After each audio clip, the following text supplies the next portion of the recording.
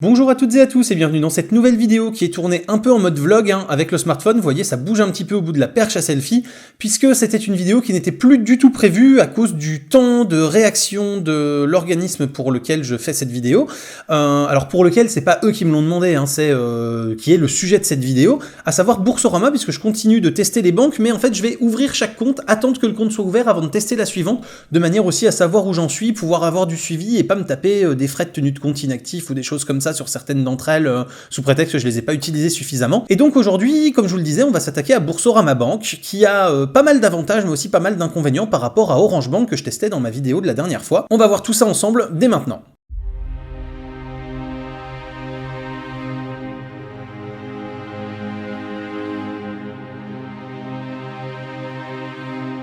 Alors, Boursorama Bank, je viens de finaliser l'ouverture de mon compte après environ 6-7 semaines d'attente, ce qui est très long.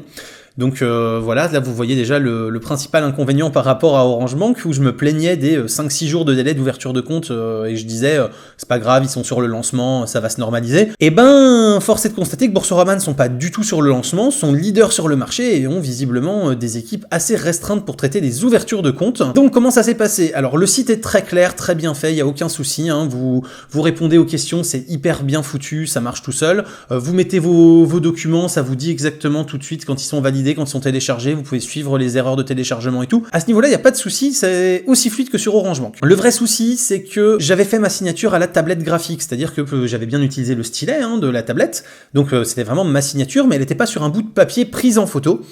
Et ils ont mis 3 semaines à revenir vers moi pour me dire « Ah bah votre signature n'est pas en format écrit papier et pris en photo, donc ça nous va pas, il faut la refaire. » Alors déjà, pourquoi ? Je veux dire, vous êtes une banque digitale, vous êtes une banque en ligne, vous êtes en 100% numérique, en dématérialisé, et vous n'acceptez pas que ma signature soit faite à la tablette graphique, donc déjà j'ai un petit souci de cohérence avec ça, mais en plus de ça, 3 semaines pour me dire ça. Je veux dire, c'est un truc de fou.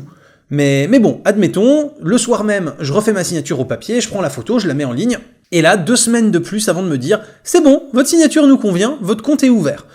Donc bon, là encore, voilà, faut quand même pas pousser. Je trouve que 5 semaines pour contrôler un dossier d'ouverture de compte, quand c'est fait normalement sur n'importe quelle banque de réseau dans l'heure pour pouvoir valider une ouverture de compte quand vous vous déplacez en agence, je trouve que c'est un petit peu long.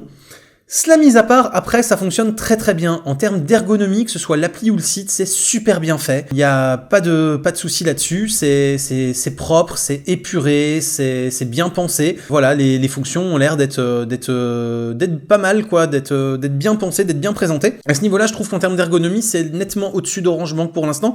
Et surtout, il manque rien, on peut absolument tout faire. La carte bleue fait paiement sans contact, ça, il n'y a pas de souci. Le paiement sans contact avec le mobile fonctionne très bien, contrairement à Orange Bank où malgré l'envoi d'une carte SIM NFC, je n'arrive toujours pas à payer en sans contact. En termes de service client, donc si on pouvait craindre le délai d'attente à cause de l'ouverture de compte, force est de constater qu'on peut les appeler et qu'on est pris en charge assez rapidement sur du numéro non surtaxé si besoin. Donc à ce niveau-là, pas de souci non plus. Et pour l'instant, en tout cas, en termes de démarrage, je suis plutôt satisfait par Boursorama Bank, malgré donc ce délai de mise en place où il faut vraiment pas être pressé. Mais si vous n'êtes pas pressé, que vous avez le temps, c'est plutôt pas mal. Petit inconvénient, c'est que pour l'ouverture du compte, il faut verser 300 €. Ça sera pas forcément à la portée de tous ceux qui voudraient tester.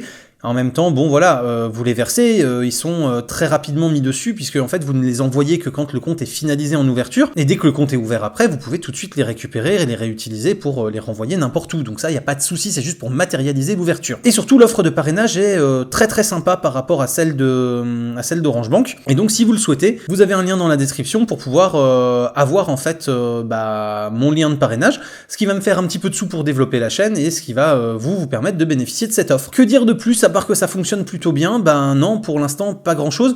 En termes de tarification, si on compare avec Orange Bank, l'avantage c'est qu'on n'a pas besoin de faire un nombre minimum d'opérations mensuelles pour que le compte soit considéré actif et qu'on n'ait pas de frais de tenue de compte inactifs.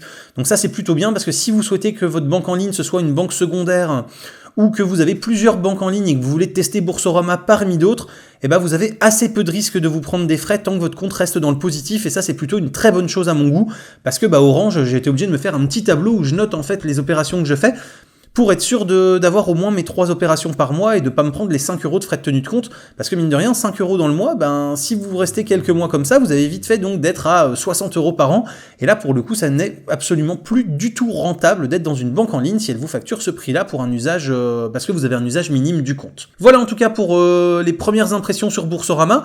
Je pense que dans le cadre de cette série de vidéos sur les banques en ligne, je referai une vidéo après quelques mois pour vous dire vraiment mon ressenti à l'usage de chacune d'entre elles. J'espère en tout cas que cette vidéo vous a plu et vous aura appris des choses. Si c'est le cas, n'hésitez pas à commenter, liker, vous abonner et partager, les trucs habituels.